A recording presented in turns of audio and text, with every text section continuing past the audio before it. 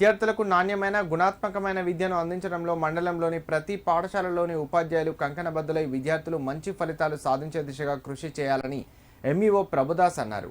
రాష్ట్ర స్థాయిలో ప్రభుత్వ పాఠశాలలో చదివే విద్యార్థులు మరింత పురోగతి సాధించే విధంగా ప్రణాళికలు తయారు చేసుకోవాలని సూచించారు. సిద్దిపేట జిల్లా దుబ్బాక ఎంపీడీఓ కార్యాలయంలో జాతీయ మహిళా ఉపాధ్యాయ దినోత్సవం సందర్భంగా మహిళా విద్యకు తన జీవితాన్ని అర్పించిన త్యాగమూర్తి సావిత్రిబాయి పూలే చిత్రపటానికి ఎంఈఓ ప్రభుదాస్ పూలమాలలు వేసి ఆమె జయంతిని ఘనంగా నిర్వహించారు. అనంతరం మండల పరిధిలోని ప్రధాన ఉపాధ్యాయులతో సమీక్షా సమావేశం నిర్వహించారు. ఈ సందర్భంగా ఎంఈఓ ఉపాధ్యాయులు క్షేత్రస్థాయిలో చేస్తున్న కృషి ఫలితంగా ఈరోజు ప్రభుత్వ పాఠశాలల్లోని విద్యార్థులు రాష్ట్ర స్థాయి ర్యాంకులు సాధిస్తున్నారన్నారు. కొత్త సంవత్సరాన్ని పురస్కరించుకొని ఉపాధ్యాయులు మరింత దృష్టిని విద్యార్థుల పట్ల కేంద్రీకరించి రాష్ట్ర స్థాయిలో ప్రభుత్వ పాఠశాలలో చదివే విద్యార్థులు మరింత పురోగతి సాధించే విధంగా ప్రణాళికలు తయారు చేసుకోవాలని సూచించారు.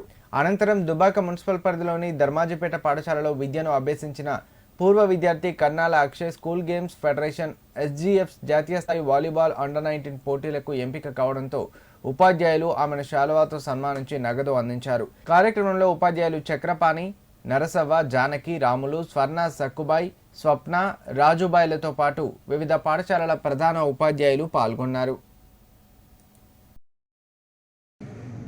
మండల పరిధిలో ఉన్నటువంటి వివిధ పాఠశాలల స్థితిగతులు, అభ్యసన సామర్థ్యాలు, విద్యా ప్రగతి, ఆన్లైన్లో ఎఫ్ఎల్ఎన్ రికార్డు మార్కుల నమోదు, అపార్ కార్డు జనరేషను తదితర అంశాల పట్ల లోతైనటువంటి విస్తృతమైనటువంటి సమీక్ష నిర్వహించడం జరుగుతోంది.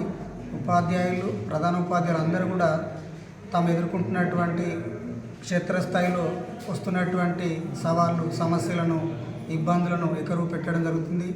వాటన్నిటిని కూడా అధిగమించి ఈ నూతన సంవత్సరంలో కూడా నాణ్యమైన గుణాత్మకమైన విద్యను అందిస్తూ విద్యాభివృద్ధికి మండలంలో ఉన్నటువంటి అన్ని పాఠశాలల ప్రధాన ఉపాధ్యాయులు పునరంకితం అవుతారని ఈ సందర్భంగా తెలియజేస్తున్నాను.